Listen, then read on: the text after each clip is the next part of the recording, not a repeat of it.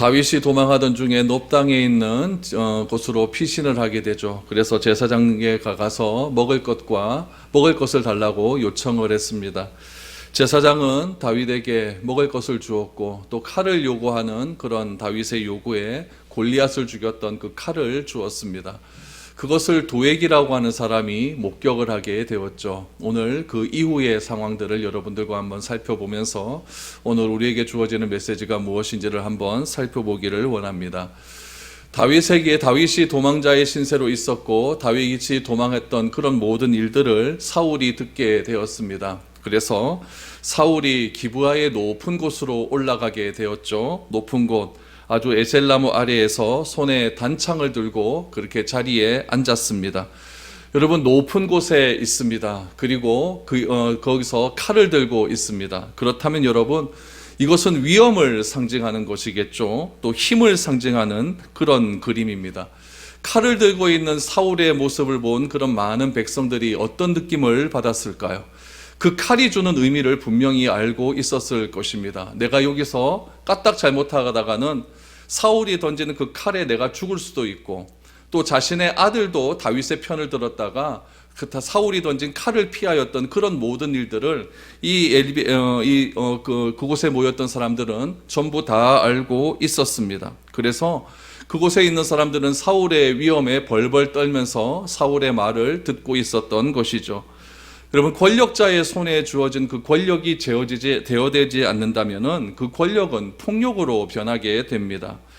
사울은 자신을 배반할까 두려워서 혈족으로 자신의 모든 사람들을 세워나갔지만은 베냐민 지파 사람들도 그들을 믿지 못하는 그런 일들이 벌어지는 상황이 되었고, 사울을 통해서 우리가 알 수 있는 사실은 이렇게 영혼이 파괴되고 마면은 정말 심각한 상황, 아무에게도 인정받지 못하는 그런 상황에 처해질 수밖에 없다는 것을 우리는 알게 됩니다. 그때 에돔 사람 하나가 나오죠. 도액이 등장을 합니다. 여러분, 도액은 우리 사무엘상 21장 7절 말씀에 보면 이렇게 나옵니다. 그는 도액이라 이름하는 에돔 사람이요 사울의 목자장이었더라 라고 나오죠. 여러분, 누구였습니까? 이스라엘로 망명해온 그런 사람 아닙니까? 이스라엘로 망명해온 사람이 사울의 전 재산을 관리하는 그런 직위에 올랐다고 한다면 얼마만큼 그가 열정적으로 일을 했고 사울의 눈에 들기 위해서 애를 썼다라는 것을 알 수가 있는 것이죠. 이 도액이 사울에게 또 아첨하고 아부하기 위해서, 사울에게 인정받기 위해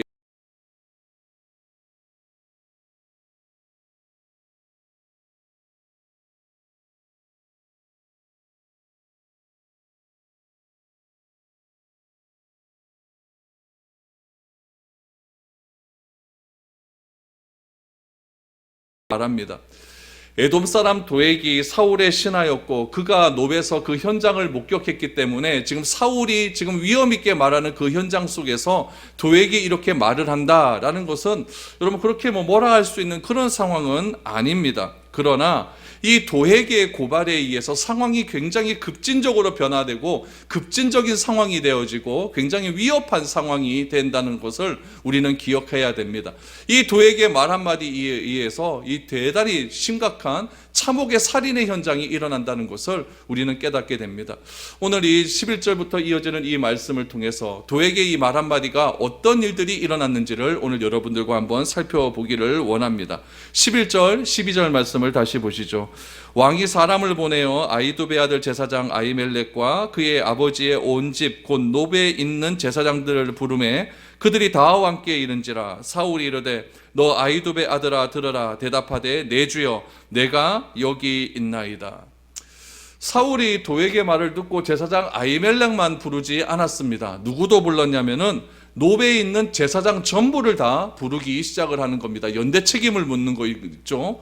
그리고는 무엇이라고 말을 하냐면 아히두베 아들아 라고 말합니다. 아히두베 아들아. 여러분, 사울이 누구를 지칭할 때 그 지칭하는 호칭을 우리가 잘 한번 살펴볼 필요가 있습니다. 자기 마음에 드는 사람은 이름을 불러줍니다. 다윗아 뭐 이렇게 이름을 불러주는데 자기 마음에 조금 마음에 들지 않는 사람은 이름은 안 부릅니다. 안 부르고 어떻게 부르냐면 아버지의 이름을 부릅니다. 아버지의 이름을 부르고 호칭을 아들아 라는 그런 호칭을 사용합니다. 아히두베 아들아. 다윗의 호칭을 사용할 때도 그냥 다윗 이렇게 하면 될 것 같은데 이새의 아들이라고 하는 호칭을 사용했다는 것은 그만큼 지금 감정이 많이 상해 있었고 이름도 부르기 싫다고 하는 그런 사울의 심리 상태를 우리는 보게 됩니다. 그렇게 이야기하면 합니다. 아히두베의 아들아 들으라. 아히두베의 아들아 들으라. 그러자 아히두베의 아들 아히멜렉이 말합니다. 내가 여기 있나이다. 사울이 무엇이라고 이 아비멜렉에게 말을 했을까요? 13절 말씀 보시죠. 사울이 그에게 이르되 내가 어찌하여 이새의 아들과 공모하여 나를 대적하여 그에게 떡과 칼을 주고 그를 위하여 하나님께 물어서 그에게 오늘이라로 매복하였다가 나를 치게 하려 하였느냐 하니 라고 말합니다. 사울이 왜 아히멜렉에게 이새의 아들과 공모해서, 여기서 다윗이라고 바로 부르지 않고 이새의 아들이라고 부르지 않습니까? 이새의 아들과 공모해서 떡과 칼을 주었는지를 묻고 있습니다. 네가 기도해서 하나님께 기도해서 나를 치려고 그렇게 하는 것이 아니냐라고 어거지를 씌우고 있는, 억지를 씌우고 있는 그런 상황을 우리가 보게 됩니다. 그러자 아히멜렉의 대답이 무엇이었냐면 왕이 굉장히 지금 감정적으로 분노한 상황에 있는 것이니까 그를 좀 진정시키기 위해서 14절 15절 말씀에 보면은 아히멜렉이 이렇게 이야기합니다. 아히멜렉의 대답을 여러분 우리가 좀 유심히 살펴보아야 됩니다. 무엇이라고 말을 하냐면은 아히멜렉이 왕에게 대답하여 이르되 왕이 모든 신하 중에 다윗같이 충실한 자가 누구인지요? 그는 왕의 사위도 되고 왕의 호위대장도 되고 왕실에서 존귀한 자가 아니니까 내가 그를 위하여 하나님께 물은 것이 오늘이 처음이니까 결단코 아니니이다. 원하건대 왕은 종과 종의 아비의 온 집에 아무것도 돌리지 마옵소서. 왕의 종은 이 모든 크고 작은 일에 관하여 아는 것이 없나이다 하니라 라고 대답을 합니다. 무엇이라고 이야기를 했죠? 왕의 신하 중에서 다윗과 같이 충실한 자가 없다라고 먼저 이야기하죠. 또 다윗은 왕의 사위이기도 하고 왕을 보호했던 호위 대장이기도 했다라는 것을 강조합니다. 그러니까 다윗은 절대 사울에게 해를 가할 사람이 아니라는 것을 강조하고 있는 것이죠. 또 자신이 다윗을 도와준 것은 하나님께 기도한 것밖에 없다. 다윗을 위하여 기도한 것은 지금 이번뿐이 아니라 여러 번 했다라는 이야기죠. 그러면은 이 제사장이 다윗을 위하여 여러 번 기도했다라는 것은 어떤 의미가 감추어져 있냐면은 다윗이 사위이기도 했고 호위대장이기도 했고 충실한 자라고 한다면 다윗이 잘 사울왕을 보필할 수 있도록 나는 기도했다라는 이야기죠. 그러니까 사울이 아히멜렉에게 얘기했던 하나님께 기도한 것은 쿠데타를 일으키라고 그렇게 기도했다라고 오해를 하고 있지만은 이 아히멜렉은 절대 그렇게 하나님께 기도한 적은 없다. 나는 당신이 잘 되기 위해서 하나님께 여러 번 기도를 했다라고 이야기를 한 것입니다. 그러나 사울은 아히멜렉이 다윗에게 떡을 준 것, 칼을 준 것은 지금 다윗과 공모를 해서 나를 제거하기 위해서 그렇게 준 것이 아니냐라고 이렇게 오해를 하고 있다는 이야기입니다. 여러분 여기서 이 긴박한 상황 속에서 아히멜렉이 이 상황을 피할 수 있는 방법은 하나 있었습니다. 그것은 무엇이었냐면은 다윗이 아히멜렉을 찾아왔었을 때 뭐라고 했는지를 여러분 다시 한번 생각을 해봐야 됩니다. 제가 지지난주에 다윗 이야기를 하면서 거짓말을 했다라는 이야기를 하지 않았습니까? 왜 혼자 오셨습니까? 라고 했었을 때 나의 동무들은 저쪽 뒤에 따로 있는데 내가 먼저 여기에 왔다라고 거짓말을 하지 않았습니까? 그러면 아히멜렉이 이 어려움에서 빠져나가려면은 나는 아무것도 모릅니다. 다윗이 나에게 거짓말을 했기 때문에 나는 그 거짓말에 속아서 그렇게 말을 했습니다 라고 하면 그럼 다 해결되는 겁니다. 아히멜렉이 빠져나갈 수 있는 그런 길은 열릴 수 있었다라는 이야기죠. 그런데 오늘 14절 15절에서 아히멜렉이 사울에게 말한 내용 중에서 다윗에게 해가 되는 말은 단 한마디도 하지 않습니다. 다윗이 거짓말을 했기 때문에 내가 이런 말은 이렇게 행동을 했습니다 라는 말도 단 한마디도 하지 않는다는 거예요. 이건 뭐냐면은 나 자신을 위해 변명하지 않았다라는 이야기입니다. 오히려 아히멜렉은 다윗을 변호하고 있습니다. 왜 이렇게 할까요? 왜 이렇게 할까요? 이것은 제사장으로서 내가 해야 할 말과 하지 말아야 할 말을 철저하게 구분하고 있다는 것을 알게 됩니다. 어떤 사람들은 내 살자고 남을 막 해야 하는 그런 말을 막 퍼붓는 사람들이 있습니다. 뭐 사실만 얘기하면 뭐 그거 괜찮다고 하지만 그 사실에다가 덧붙여서 더 심각한 사건을 만들어서 그 사람으로 하여금 어려움에 처하게 하는 일들이 우리 주변에 얼마나 많이 있습니까? 자신의 목숨이 위험을 받고 자신의 목숨이 지금 왔다 갔다 하는 그런 상황 속에서도 제사장은 자신의 말에 대한 분별력을 가지고 있다라는 것을 알게 됩니다.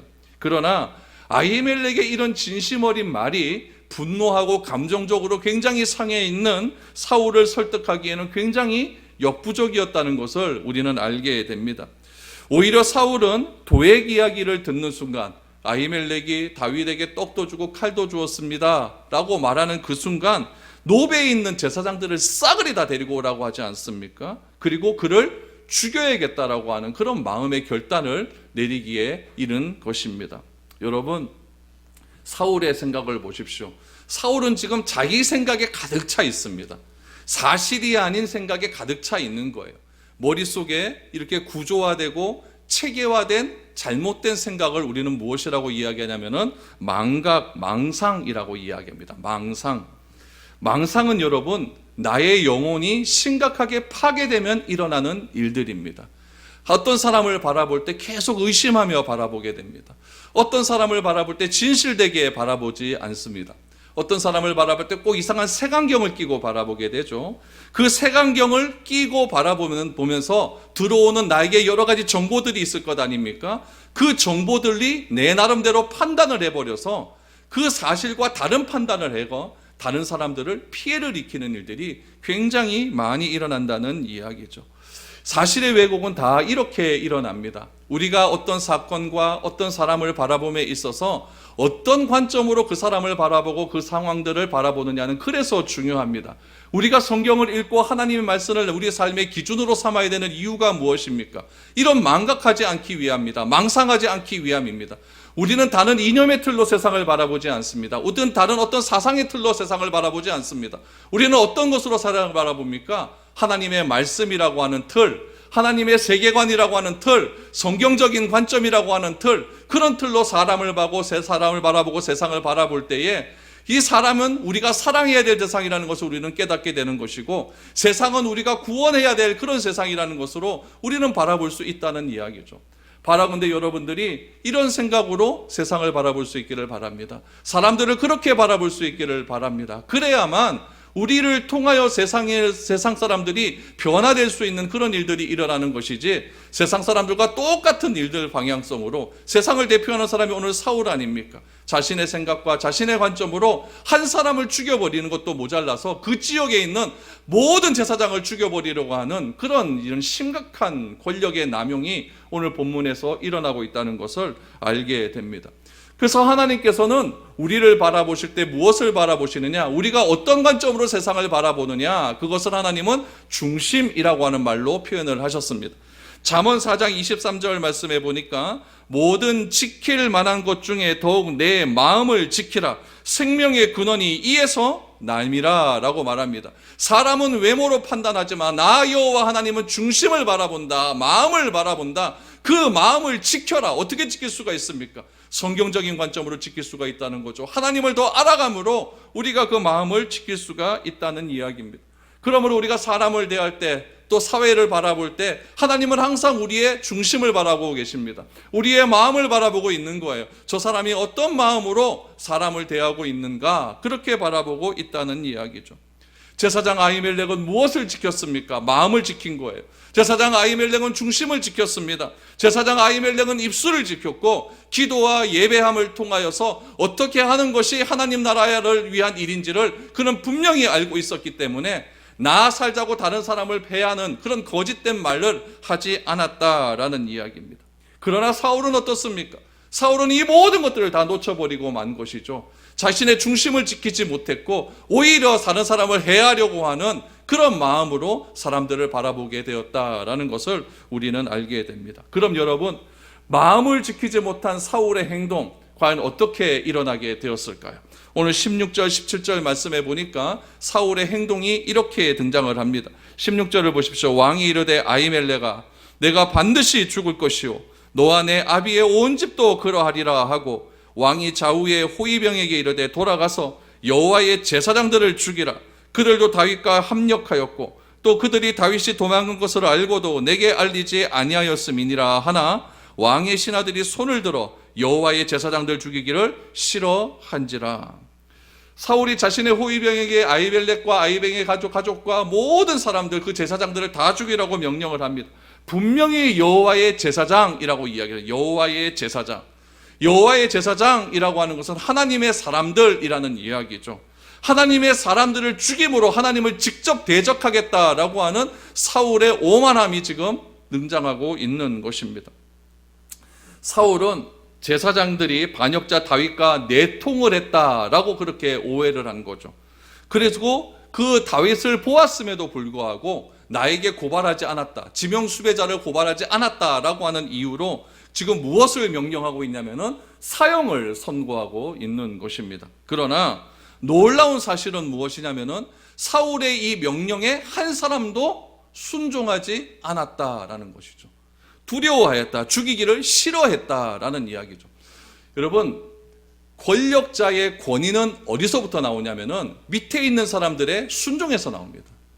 밑에 있는 사람들이 권력자의 말을 듣지 않게 되면 그 사람의 권위는 다 무너지는 거예요. 권력자가 힘이 있다라는 얘기는 무엇이냐면 인사권이 있는 것이고, 그 인사권에 따라서 그 사람들이 그 자리에 앉을 수 있는 힘이 있는 것이고, 그 사람이 내 말을 따를 수 있다는 것이 권력자의 가장 큰 힘입니다. 그런데 왕이라고 하는 권력을 가지고 있음에도 불구하고 자신을 호위하는 사람들이라고 하는 최측근의 사람들입니다. 그 사람들이 왕의 말 듣기를 싫어했다라는 것은 왕의 권위가 떨어져 가고 있다. 다른 말로 하면 왕에게서 그 마음이 멀어져 가고 있다라는 것을 알게 됩니다. 다윗은 어떻습니까? 아둘람 굼에 있었을 때 많은 사람들이 그를 찾아오지 않습니까? 마음이 상한 자, 또 어려움을 당하는 자, 위로받기를 원하는 자, 경제적으로 어려운 자, 그런 사람들이 다윗에게 찾아왔다는 것은 사울에게 등 돌린 마음들이 다윗에게로 옮겨가고 있다는 것이라고 말씀드리지 않았습니까? 오늘 사울의 최측근들, 이 사람들은 누구냐면 자기 가문의 사람들입니다. 베냐민 지파 사람들이에요. 그 사람들조차도 지금 사울의 말을 듣기를 싫어했다라는 것은 지금 그만큼 사울의 위치가 어려워져 가고 있다라는 거예요. 그러니까 사울이 지금 두려워하지 않겠습니까? 사울이 자기 자리를 지키기 위해서 그렇게 어려움을 당하는 것 아니겠습니까? 제사장 아히멜렉이 다윗을 만난 것은 부인할 수 없는 사실입니다. 만난 건 맞습니다. 그에게 떡을 준 것도 사실이고 칼을 준 것 또한 사실입니다. 왕의 좌우에 있었던 호위병들, 이 호위병들은 아히멜렉이 말이 진실되다는 것을 다 알고 있습니다. 그들은, 이 호위병들은 며칠 전까지만 해도 다윗과 사울이 그렇게 같이 있었을 때 다윗의 명령을 들었던 그런 사람들이었습니다. 왜냐하면 다윗은 호위대장이었으니까요. 요즘 말로 하면 경호대장이에요. 경호실장이에요. 경호실장의 부하들이 호위대장들 아닙니까? 그러니까 이 사람들은 다윗의 말을 다 들었던 그런 사람들이었어요. 만에 하나 아히멜렉이 다윗인지 모르고 행한 일이어도 다윗을 도운 그의 행위가 사울왕이 볼 때는 기분 나쁜 겁니다. 기분 나쁜 거예요. 누구나 사형을 언급할 때에는 꼭 지켜야 될 그 당시에 율법이 있습니다. 신명기 말씀에 보면은 그 율법을 뭐라고 이야기하냐면은 항상 누구에게 사형을 언도하거나 법을 집행할 때는 두세 사람의 증인이 있어야 된다라는 걸 우리 다 알고 있지 않습니까? 근데 오늘 이 다윗을 도와주었다, 아히멜렉이 도와주었다라고 하는 증인은 딱 몇 명 있습니까? 한 명밖에 없어요. 누구요? 아히멜렉밖에 없다는 이야기죠. 율법을 지키지 않고 하나님의 말씀을 지키지 않고 그냥 자기의 감정이 상하니까 자기의 권력을 유지하기 위해서 그렇게 사울은 사형 명령을 내렸다는 이야기죠. 그거를 누가 알고 있었냐면은 호위대들이 알고 있었다는 이야기예요. 저거는 하나님의 명령에 반하는 거다. 저거는 하나님이 원하시는 그런 뜻이 아니라는 것을 알고 있었다는 이야기죠. 그러므로 그들은 사울왕의 이런 부당한 명령을 따르기를 싫어한 것입니다. 다시 말하면 왕에게 충성하기 이전에 하나님의 말씀을 먼저 생각해야 된다는 것을 알았던 것이죠. 어떤 명령은 기준이 중요한 거예요. 무엇을 근거로 그 말이 나가느냐가 중요한 것이죠. 하나님의 말씀을 기준으로 왕이 명령했다면 그 사람들은 다 따랐을 것입니다. 그러나 이것은 분명히 하나님의 말씀에 근거한 기준이 아니기 때문에 그렇습니다. 사울은 더 화가 납니다. 더 화가 나죠. 막 지금 영혼이 다 파괴된 상태에서 내 말을 듣지 않고 실행을 하지 않으니까 더 화가 난 거죠. 사울이 더 큰 소리로 말하지 않았겠습니까?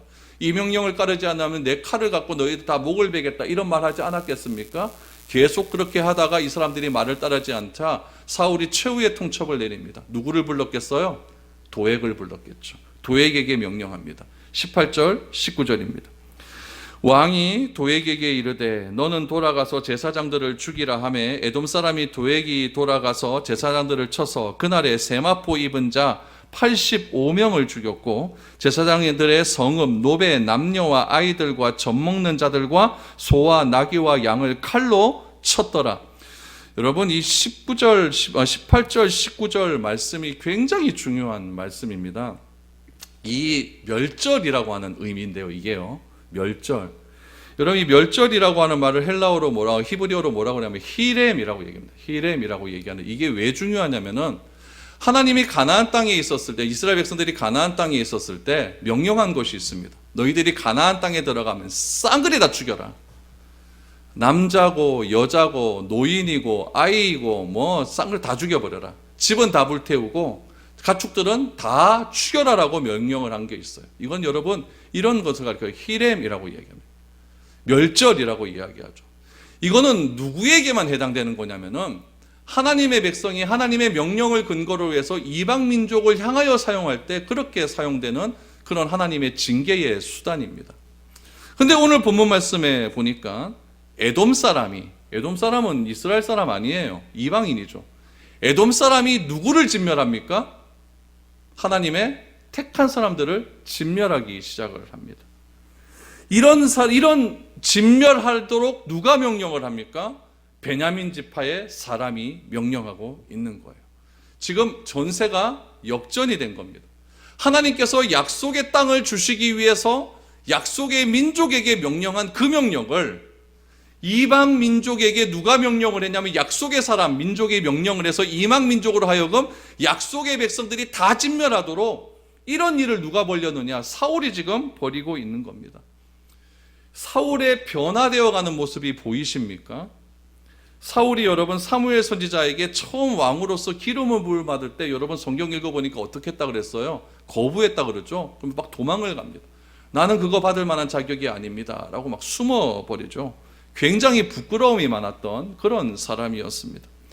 자신을 비난하는 사람들을 죽이고자 했었을 때 오히려 그러지 말라라고 사람 죽이는 것을 진짜 싫어했던 그런 사람이 사울이었습니다. 그러나 전쟁을 앞두고 자신이 직접 제사를 주관합니다. 진멸해야 될 적을 살리고 전리품을 취합니다. 적들과 전쟁할 때에 사무엘이 죽어버리자 사무엘의 영혼을 불러내는 그런 이상한 무당 같은 짓을 하는 것이 바로 사울의 모습이었습니다.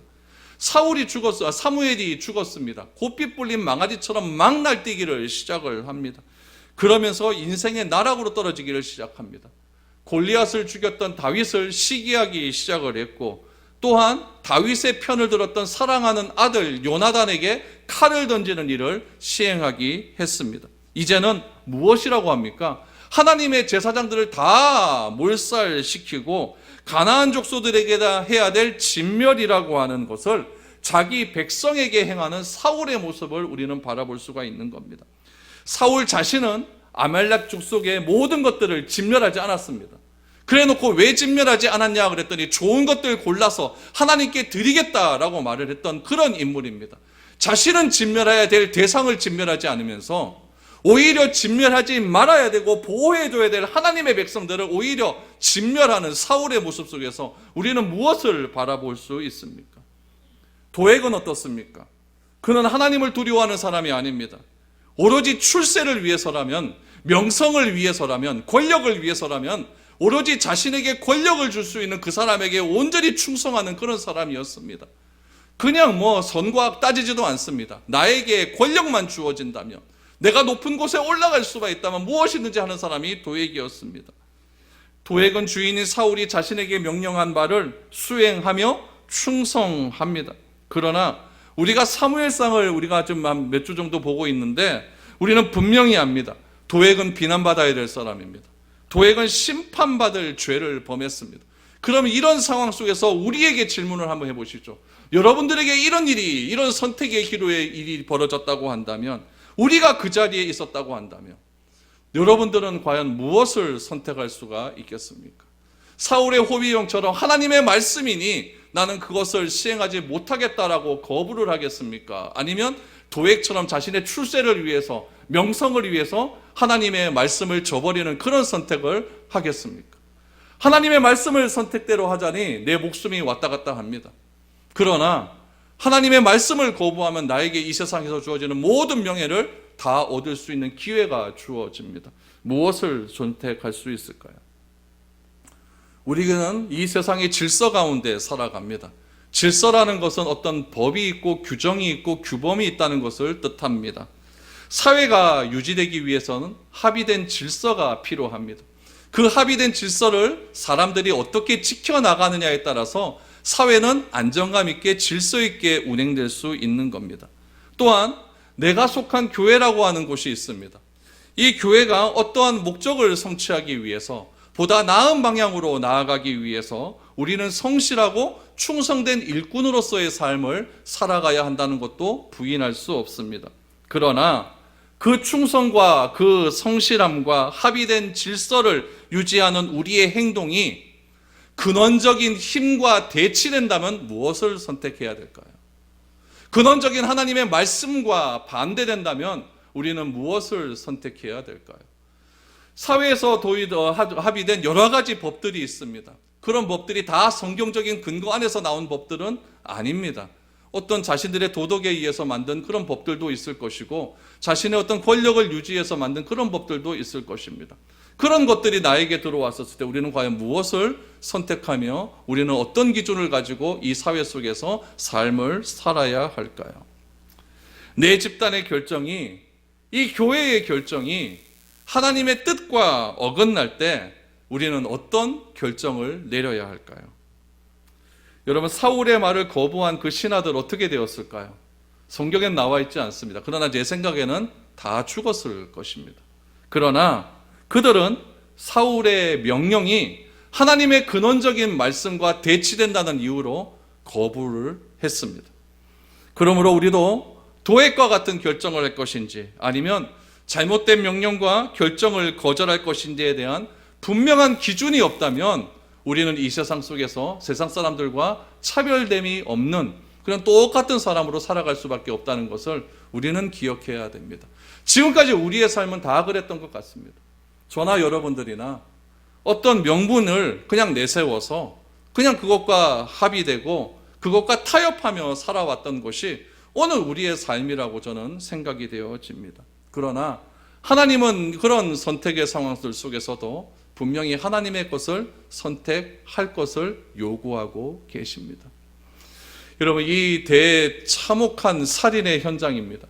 85명의 제사장들이 죽었습니다. 85명만 죽었을까요? 오늘 본문에 보니까 아히멜렉과 그의 가족들이 다 진멸되었습니다. 또 그 사람들만 죽었을까요? 그 제사장들의 가족은 죽지 않았을까요? 다 죽었습니다. 85명 이상의 사람들이 죽은 거예요. 대표성으로 85명이죠. 수많은 사람들과 수많은 재산들이 다 날아가는 그런 상황 속에서도 하나님께서는 남은 자를 살려놓으시는 분이십니다. 여러분, 우리 노아의 홍수 속에서도 하나님께서는 남은 자 8명을 통하여 또 다른 하나님의 구원 사역을 이어가시지 않습니까? 바벨탑 사건을 통하여 수많은 사람들이 하나님을 대적하는 그런 일에 앞장서는 그런 시기 속에서도 우상 숭배의 땅인 그곳에서 아브라함이라고 하는 한 사람을 드러내셔서 믿음의 계보를 이어가시는 그런 하나님 아니십니까? 오늘 본문 속에서도 제사장의 대학살에 참혹한 상황 속에서도 하나님께서는 한 사람을 건져내십니다. 그 한 사람을 건져냄을 통해서 하나님께서 어떻게 이 상황을 지켜나가시는지를 우리는 오늘 본문을 통해서 알게 됩니다. 여러분, 20절, 21절 한번 보시기 바랍니다. 아히두베의 아들 아히멜렉의 아들 중 하나가 피하였으니 그의 이름은 아비아달이라. 그가 도망하여 다윗에게로 가서 사울이 여호와의 제사장들을 죽인 이를이라고 이야기합니다.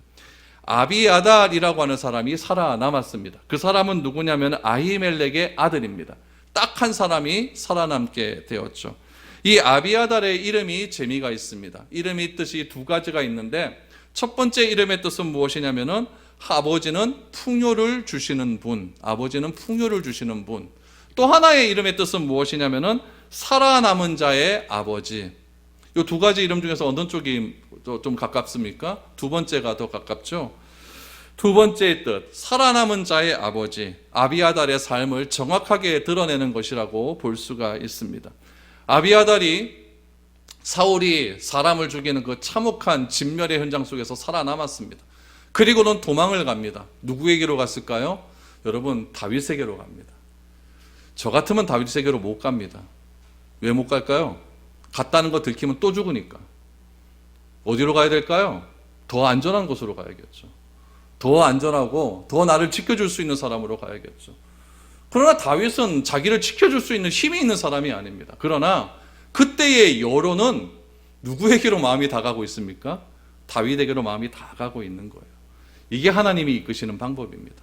다윗에게 가서 무엇이라고 말하는지 보십시오. 무엇이라고 이야기했냐면은 사울이 여호와의 제사장들을 죽인 일을 다윗에게 알렸다라고 말합니다.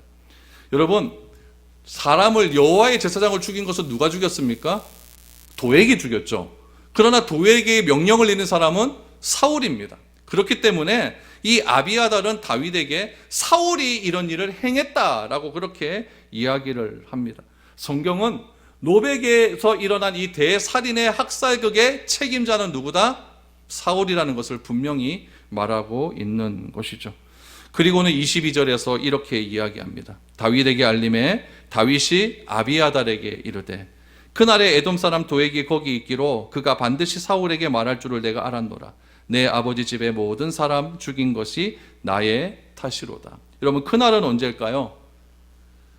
다윗이 아비아달로부터 떡과 칼을 받은 그날이죠. 그날 도액이 오는 것을 보고 도망갔잖아요. 그렇기 때문에 다윗은 알고 있었던 거예요. 도액 졌던 사람이 어떤 사람인지 알고 있었던 것이죠. 그가 반드시 사울에게 말할 줄을 알았다라고 말을 합니다. 그리고 사울이 도액에게 저지른 학살의 결과를 놓고 다윗의 평가는 무엇이냐면은 내 아버지 집의 모든 사람이 죽은 것이 나 때문이다. 나 때문이다. 이 참혹한 사건의 책임을 누구에게로 돌리고 있습니까? 나 때문이다. 나 때문이다. 여러분, 다윗의 말, 이 나 때문이다라고 하는 이 때문이다라고 하는 말이 히브리어로 여러분 뭐라고 이야기하냐면 샤바브라고 해요. 이 샤바브라고 하는 말을 왜 이야기하냐면은 이 말의 뜻이 기가 차기 때문에 그래요. 이 말의 뜻이 무엇이냐면은 돌이키다라는 뜻이에요. 돌이키다. 근데 이 돌이키다라는 말이 언제 사용됐냐면은 17절을 여러분 보시면 사울 왕이 자신의 신하들에게 돌아가서 제사장 여호와의 제사장을 죽이라. 돌아가서라고 보입니까? 이 돌아가다라고 하는 말이 샤바브입니다. 또 한 군데가 나와요. 18절 말씀에 보면은 도액을 향해서 돌아가서 제사장들을 죽이라 하고 얘기할 때 돌아가다라고 하는 말이 샤바브입니다. 사울은 자신의 분노와 증오를 누군가에게 돌이켜 쏟아부었습니다. 쏟아붓고 그 분노는 누구에게로? 억울한 사람에게로 돌아갔습니다. 그러나 다윗은 이 소식을 들었을 때 당시 현장에서의 위험성을 보았는데도 어떤 행동도 하지 않은 모든 책임이 나에게 있다는 것을 인정하고 그 책임을 나 자신에게 돌리는 겁니다. 똑같이 샤바브입니다. 똑같다는 이야기. 죽은 사람이 다시 살아날 수는 지금 없겠죠. 살아날 수는 없겠지만 이후에 다윗은 무엇이라고 이야기하냐면은 아비아달 너의 생존은 내가 책임지겠다라고 그렇게 말을 합니다. 아비아달은 다윗 왕가의 제사장으로 끝까지 역할을 감당하게 됩니다. 다윗은 비극적인 일에 대해서 자신에게 책임 있다고 말을 하는 대신에 학살을 자행한 도액을 비난하지 않습니다. 사울 왕에게 책임을 돌릴 수도 있는 일입니다. 돌릴 수도 있다 샤바브입니다. 그러나 그 책임을 자신에게도 돌리는 겁니다. 자신에게도 돌리는 거예요. 요즘 우리 사회라면 당연히 이렇게 대응할 것입니다. 자신이 져야 될 책임을 절대 나 자신이 책임지는 사회가 아닙니다. 오늘날 뉴스 보십시오. 내가 책임이다 말하는 사람이 다 어디 있습니까? 다 남의 탓이죠. 다 남의 탓이죠. 자신의 책임을 부인하고 책임을 다른 곳으로 돌리는 모습을 우리는 요즘 너무나 많이 보고 있습니다. 사회만 그렇습니까? 나는 안 그렇습니까? 여러분들은 안 그렇습니까? 다 똑같잖아요. 더 안타까운 것은 교회마저 지금 이런 일을 자행하고 있다는 이야기. 교회도 다 책임을 돌리고 있습니다. 이런 우리에게 하나님은 다윗을 통해서 우리에게 말씀하시는 것이 있습니다. 왜 세상 가운데 이런 일이 일어나고 있는가? 이런 일이 일어나고 있는가? 이런 일이 일어나고 있는 것을 에스겔 선지자는 뭐라고 이야기할까요? 이렇게 이야기하고 있습니다. 우리 에스겔 선지자가 한 말씀, 에스겔 3장 16절 이하의 말씀을 조금 길지만 우리 한번 읽어보았으면 좋겠습니다. 같이 한번 읽어보죠. 시작. 7일 후에 여호와의 말씀이 내게 임하여 이르시되 인자야, 내가 너를 이스라엘 족속의 파수꾼으로 세웠으니 너는 내 입의 말을 듣고 나를 대신하여 그들을 깨우치라. 가령 내가 악인에게 말하기를 너는 꼭 죽으리라 할 때에 내가 깨우치지 아니하거나 말로 악인에게 일러서 그의 악한 길을 떠나 생명을 구원하게 하지 아니하면 그 악인은 그의 죄악 중에서 죽으려니와 내가 그 핏값을 내 손에서 찾을 것이고 내가 악인을 깨우치되 그가 그의 악한 마음과 악한 행위에서 돌이키지 아니하면 그는 그의 죄악 중에서 죽으려니와 너는 내 생명을 보존하리라. 에스겔에게 뭐라고 이야기했냐면은 악인들이 정말 많은데 그 악인에게 하나님의 말씀을 전했는데 그 악인이 그 말씀을 듣고도 돌이키지 아니하면 그 책임은 악인에게 있고 만약에 돌이킨다라고 하면 너는 책임에서 면할 것이다 라고 말을 합니다. 여기서도 말하는 게 돌이키다. 다윗은 에스겔이 지금 다윗 시대 이후에 천몇백 년 이후에 있어들 에스겔 말씀을 그대로 다윗이 전하고 있는 거예요. 그 책임은 다 나에게로 돌이켜라. 다 나에게 있다.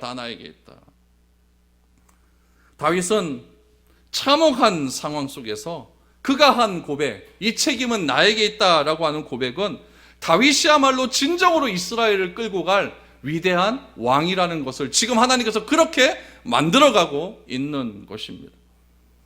상황에 대해서 책임지는 그런 리더임을 증명해 주는 것이죠. 지도자들이 이런 모습과 결정을 보일 때 사람들은 비로소 안심하게 됩니다. 아, 저 사람이 나의 삶을 책임져 주는구나. 그럼 나는 안심하게 되는 것이죠. 결코 간단한 사람들이 모인 아둘람 공동체가 아닙니다. 다 상처가 있는 사람들입니다. 다 뭔가 한 방 맞고 온 사람들 아닙니까? 그들의 마음이 돌이키는 것은 쉬운 일이 아닙니다. 여러분 알잖아요. 여러분 자신들이 다 상처받아 봤잖아요. 그 마음을 돌이키는 것이 쉽습니까? 그러나 다윗의 그 말 한마디로 인하여 사람들이 돌아오기 시작하는 겁니다. 돌이키기 시작하는 겁니다. 어쩌면 다윗은 자신에게 책임이 있다고 하는 말을 안 해도 됩니다. 어떻게 하면 되냐면은 그냥 슬퍼하면 됩니다. 같이 울어주면 되죠. 슬퍼하는 표정 짓고 손잡아주고 같이 안아주고 또 위로에 다윗도 시 잘 쓰잖아요. 시 하나 딱 써가지고 거기다 곡 붙여갖고 위로에 애가 하나 불러주면 그래도 이 정도면 괜찮다라고 말할 사람 다 있습니다. 거기다가 하나 더 나간다면 내가 그 사울의 가문 내가 복수해 줄게 이 말하면 더 괜찮죠. 그러나 다윗은 이미 왕의 면모를 보이고 있는 거예요. 지도자가 반드시 갖추어야 할 모습을 보여주고 있는 겁니다. 다윗이 만약에 사울의 복수를 내가 해줄게라고 한다면 그 아비아다는 어떻게 생각하느냐. 나도 배신하면 저렇게 될 수 있겠구나. 이런 불안감에 쌓이게 되는 거죠. 그러면 전적으로 그 사람을 따르지 못한다는 이야기죠. 그러나 다윗은 무엇이라고 합니까? 이 죽음이 나의 탓이다. 이보다 사람의 마음을 더 위로하는 말은 없을 것입니다. 그리고 다윗은 아비아다를 한 걸음 더 위로해 줍니다. 23절입니다. 두려워하지 말고 내게 있으라. 내 생명을 찾는 자가 내 생명도 찾는 자니 내가 나와 함께 있으면 안전하리라. 여러분, 사울은 제사장을 죽였지만 다윗은 제사장을 살립니다. 이것이 우리가 성경적인 시각으로 사람을 바라봐야 될 결론입니다. 성경적인 시각으로 사람을 바라보면 사람을 살리는 일에 앞장설 수 있다라는 이야기죠. 여러분, 책임을 인정하는 것 쉬운 일이 아닙니다. 그러나 내 탓이라고 고백하는 것, 그것이 하나님 앞에 진실되게 서는 우리의 삶의 모습이라는 것이죠. 하나님은 진실되게 하나님 앞에 서는 자들을 들어서 하나님의 역사를 이루어 가십니다. 예수님께서 세상을 떠나실 때, 승천하실 때 뭐라고 이야기하셨습니까? 내가 세상 끝날까지 너희와 함께 하겠다. 이게 무엇입니까? 다윗이 한 말과 똑같은 말 아닙니까? 너 가족과 너의 생명은 내가 지키겠다. 세상 끝날까지 너희와 함께 하겠다라고 말씀하시면서 예수님의 육신적인 하나님은 올라가셨지만은 그 승천하신 10일 후에 영적인 하나님이신 성령님을 우리에게 보내어 주셔서 내가 성령을 통하여 너와 끝까지 함께 하겠다라고 하는 그런 말씀을 오늘 이 순간도 하나님께서는 이루어가고 있다는 이야기입니다. 다 불안합니다. 다 떨립니다. 다 어떻게 할지 모르겠습니다. 한 치 앞도 보이지 않습니다. 그러나 하나님께서는 우리의 생명을 지키시는 분이고 우리의 생명을 보존하시는 분이시고 그러기 위해서 세상 끝날까지 너와 함께 하겠다고 하는 그런 약속을 주신 분이시기 때문에 세상에 그 어떤 문제보다 더 크신 하나님을 신뢰하는 것보다 더 위대한 일은 없는 줄로 믿습니다. 이번 한 주간 생활에 나갈 때 이런 마음으로 세상을 극복해 나갈 수 있기를 축복합니다. 하나님은 틀림없이 우리와 함께 하신다는 그 약속을 기억하십시오. 성령님께서는 지금 내 마음속에 함께하고 계십니다. 그 하나님과 함께 더불어서 세상을 탓하고 세상을 정죄하는 그런 인생이 아니라 다 내 탓이다. 다 내 탓이다. 내가 하나님의 뜻대로 살지 못한 내 탓이다. 하나님께 우리의 모든 죄를 돌리지 마시고 그 죄가 나에게로 돌아와서 내가 하나님 앞에서 신실한 자의 모습으로 사용되기를 바랍니다. 라고 기도할 수 있는 그런 저와 여러분들이 될 수 있기를 축복합니다. 우리